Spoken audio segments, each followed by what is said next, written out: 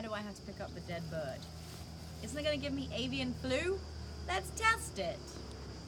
You stop shaking your head. If I come down with avian flu and I prove this theory, it's the whole science revolution. So I'm going to pick it up from the inside of a bag so I don't touch it. It's like stuck to the floor. Ew, it's got bones. Oh, I can see its beak. I don't know if I can do it.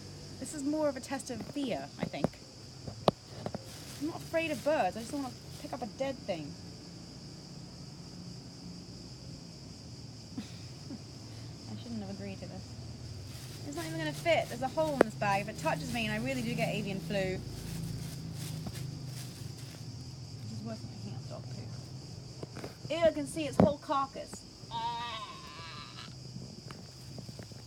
Oh, it's like, don't think about it.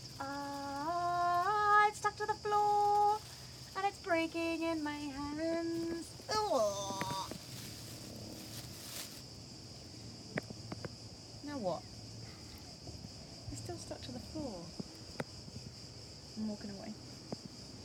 Avian flu. What does avian flu do? What does avian flu do? Okay, cut it.